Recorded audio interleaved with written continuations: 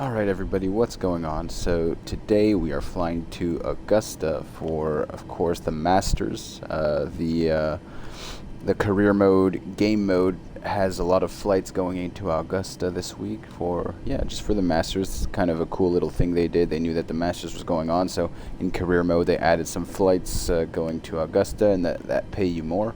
So we're flying some passengers in this 737 business jet all the way to Augusta, so let's get right into it. I actually forgot what my flight level is. I requested IFR clearance earlier, and we flight level 350. Cool, so let's set this flight level 350 in our cruising altitude, get our fuel weight set, reserves and cost index also set in here. Alright, cruise and wind, I'm not sure. That's the temperature outside. Alright, let's execute that. Get to our N1 limit here. We are planned to take off from runway 04 right here. I'm not sure what the runway length is, but it looks like it's quite long. We derated the engines a little bit for takeoff. Hopefully we'll have enough speed for takeoff. Let's go and do this to the next page. We're going to set flaps to 5. Set our center of gravity here. Trim 4, so let's go set our trim now before we forget. It's at 3 right now, and we'll push it up to 4 right about there. So trim is set.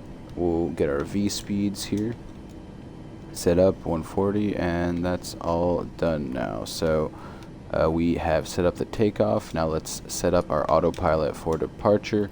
The SID says that they want us to speed up to 250 as fast as possible, so we're going to do that. We are taking off runway 04, but I might set my heading to the next waypoint since it's a quick right turn here. So we kind of take off, and then see, they want us to maintain 220, heading of 100 to fly, and we're flying up to 2400, so heading 100 here should get us to that next waypoint, I think. So I'm going to set heading 100, and we're going to set the altitude.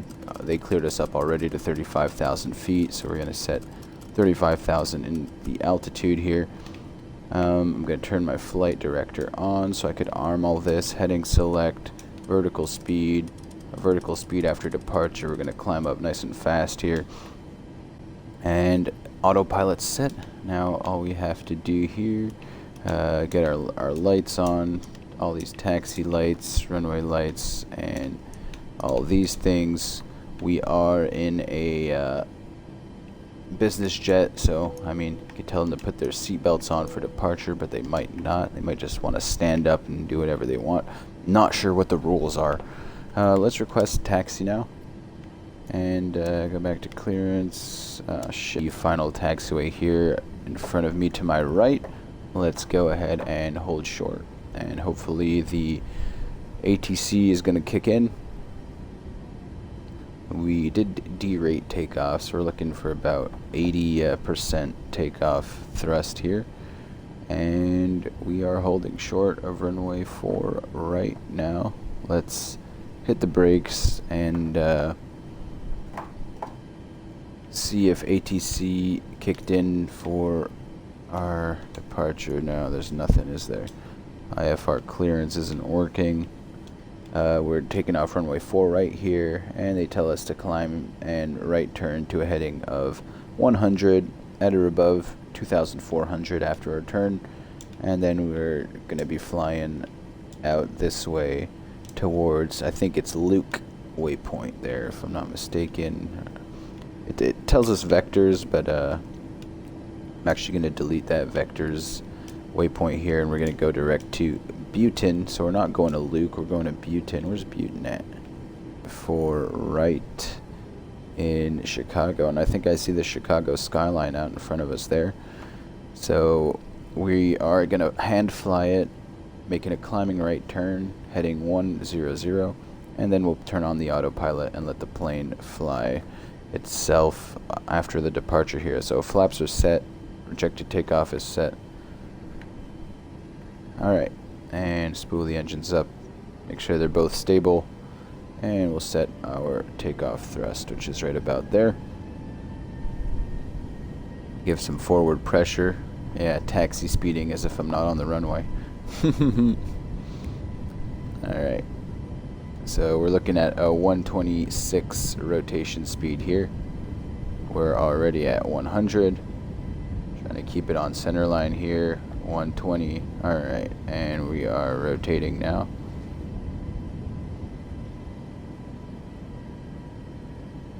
And rotate it. Positive rate. Gear up. Iberia Romeo Alpha Whiskey Tree. 411, you are not cleared to take off. I know, because you weren't letting me talk to you. Alright, climbing up here. Keeping an eye on our speed. Alright, try not to climb too fast here so that we can speed up. And let's make this right glide slope. Oh man. Alright, making this right turn now towards 100 heading here. Still going to be hand flying this for now. And keeping an eye on our speed here. Don't want to be going too slow or too fast. Alright, and making this turn now to a heading of 100. We're right about there. Don't want to pass it too much. Alright, so about 100 heading here. Gonna turn on autopilot. Autopilot's on. So we are on heading select and vertical speed. And I will turn on speed hold. Hopefully speed hold will work. I'm gonna put the vertical speed down now so that we can help the plane kind of fly and gain speed here. Currently flying at 100, so at this point normally the ATC would vector you, but we'll just vector ourselves to our next waypoint here. So turning right towards that waypoint, gonna set flaps up now, and we have some IFR weather, but we are looking at our instruments anyway. And it looks like our climb thrust is quite low, but if that's what they have in the performances and one limit for our climb, active climb 1. Yeah, so we're flying pretty nicely. So yeah, climb 1 looks like it's at about 83% that they want to maintain. I don't know why we have a glide slope kind of. It's like we're flying in an ILS, and we're holding 250 as requested by the SID here. If I go ahead and look at the chart, if it lets me move, there was a, here it says accelerate to 250 immediately upon entering or outside the lateral confines of Chicago O'Hare, maintain 250. So we're maintaining 250 until cross 10,000 here. I'm actually going to turn LNAV on now so that we can get back on our flight line, and I'm going to zoom out here to see where our next waypoint is. We're lagging a bit there. I did too much at the same time, so yeah, we're heading to Butte waypoint, quite far, and left turn now to come back onto our flight plan. There we go, guys. Pretty smooth departure in the 737. Max speed under 10,000 exceeded. Yeah, because I'm at 251 knots. Alright, well, at least you guys learned from my videos that, you know, in real life, if you're flying 251, you're not going to get reprimanded for it, but in the flight sim you are. So let's see if I can get some IFR clearance here or something. Alright guys, welcome back to our approach into Augusta. We're going to be doing an ILS landing here, but however we got the other runway than we were expecting. They gave us runway 17 via the IRQ transition, ILS runway 17 via IRQ, but we planned for 35, so we're going to have to go and change that. Let's go ahead and do that. So go to the departure arrival page.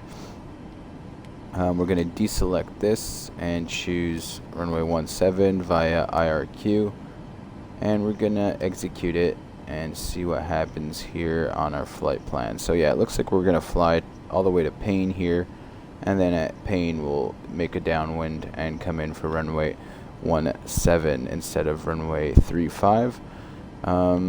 Let's go ahead and look at the ILS frequency here, make sure that it's up there. Yeah, okay, cool. So everything is here. Just wanted to make sure. We'll set that up after. Let's tune Augusta Tower. The ATC's been a little messy, so we're going to see if it works here.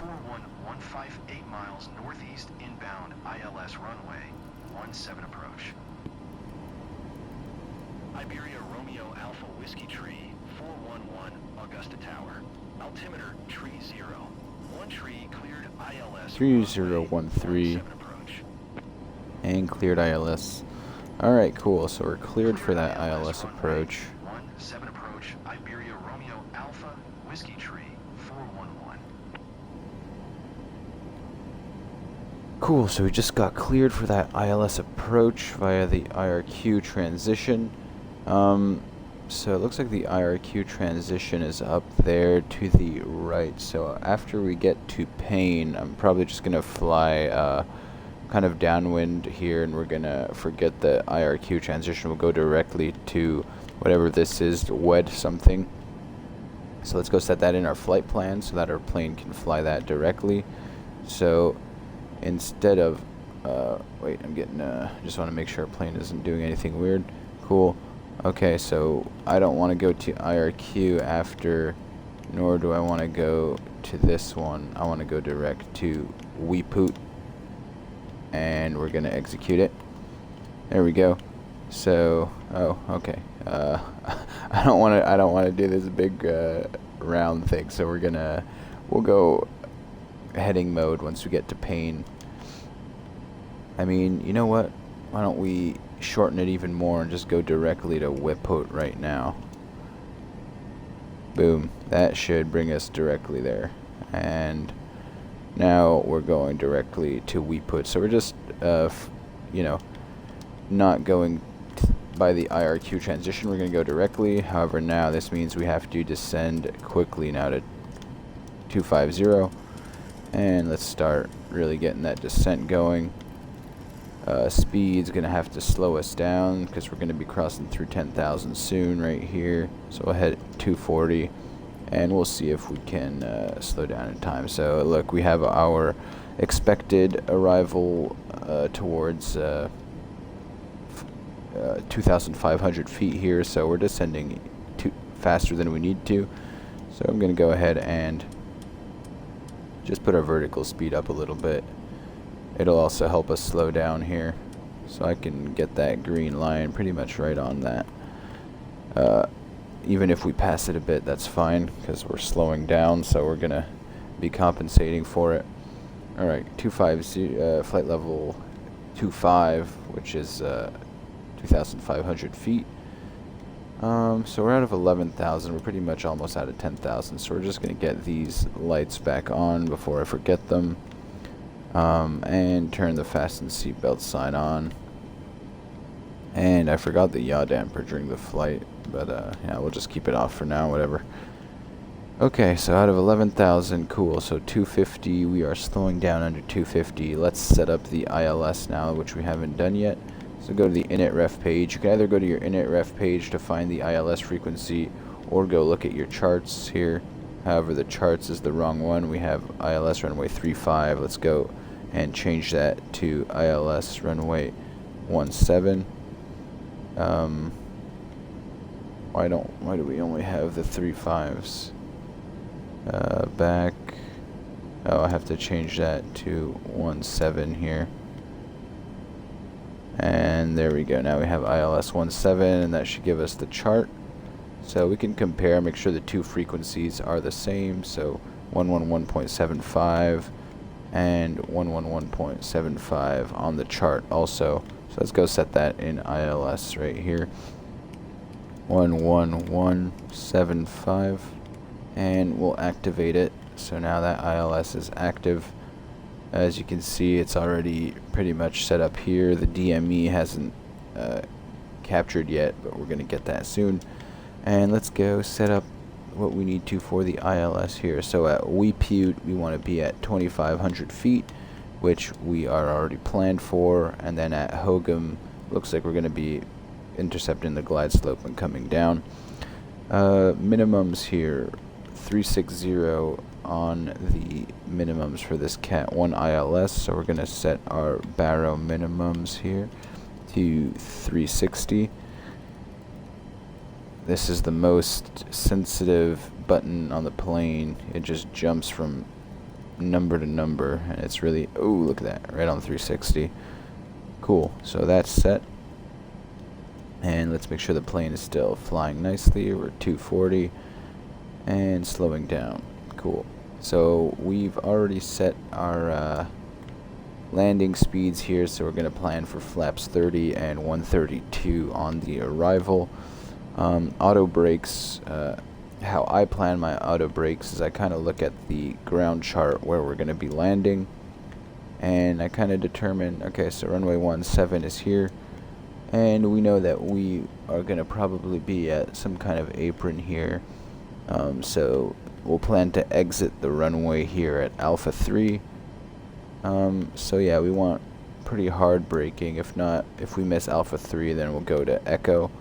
But you know, we'll put some hard braking so that we can try to make it to Alpha 3. If we wanted to go all the way down to the runway, I'd put less braking. For example, if we were landing on runway 35, the distance from the runway to Alpha 3 is more than it is from runway 17 to Alpha 3, so I could brake a little slower. Looks like we have some wind. Might have a strong crosswind on landing here. Alright. Monitoring this, and left turn is happening now. VOR lock is turned on. Going to turn on approach hold for the glide slope, and we're going to be monitoring our pink diamond here for the glide slope. So turning on localizer, that's good. Going to be lining up with our runway now. Trying to keep an eye on it out there. Gear is down. Flaps are at 15. You better not lag on me too much now for my landing. There had a little lag spike. Gonna hope that's the only one of the landing. Alright, 180 now, and we're gonna keep slowing this thing down, get us to about 160 here. We want 130 for the approach, or for the arrival. We're still about, what, 10, 15 miles out from the airport, so gonna keep an eye on that. Every time it lag spikes, I get scared that it's just gonna crash on me. Alright, so we're just holding here at 2,500 feet. Looks like that turbulence is really hitting us hard here, making us go up and down. But the autopilot is just working and making us hold that runway line. Auto throttle's working well. And so is the autopilot. So we're going to hold 160 knots till we get a little bit closer, then we'll slow the plane down and fly our approach in by hand here. Flight display, that pink diamond is coming down, and once it intercepts our this line right here, that's when the glide slope is going to turn on and our plane's going to start descending. Yeah, anytime I look to my right or left, it gives me a lag spike, so I just gotta look straight and not play around too much with looking. We're gonna keep the eyes on the runway now. There we go. And let's make a nice landing. We should get a landing clearance soon. Glide slope is about to be intercepted. Perfect. So glide slope has been intercepted. And we are fully established is what we say now. Fully established means we've intercepted localizer and glide slope. So now we are on the ILS approach. So we're going to disconnect the autopilot very soon. Alright, autopilot disconnected here. Try to make our way towards the runway a little more. I don't mind being a little bit over the glide slope here. Yeah, the wind is very hard to judge here. Alright, minimums here. I don't think we're going to make that taxiway that I wanted to make, which is fine. Alright, a little bit high. We're going to continue here. Yeah, we're going to have to take a little bit longer of the runway here. 30, 20, 10. Alright. Oh, cool. Lag spike right on touchdown. Isn't that amazing here? Alright. And let's make a nice smooth landing. There we go. And reverse thrust. Oh, no. That's not reverse. That's full throttle. Oh, did I not accept that landing clearance? Alright, we are rolling out here. And reverse thrusting. Clear to land runway. Oh, okay, so I hadn't accepted my landing clearance. 411. Alright, looks like we are taking the whole length of the runway here. Tapping the brakes now. And we're exiting. Please tell me it's going up and I just, yeah. Okay, I thought it was stopping at C. I think it did stop at C. Oh man. Yeah, so 2 times taxi speeding. Airline procedures, yeah, because I changed the flight plan around, guys. Just because to make it more, to make it make sense. Anyway. Hope you guys enjoyed this flight to Augusta, even though we got a bad grade. It was a fun flight. Thanks for watching, guys. We'll be back with another video. Leave a like and subscribe, please, and see ya.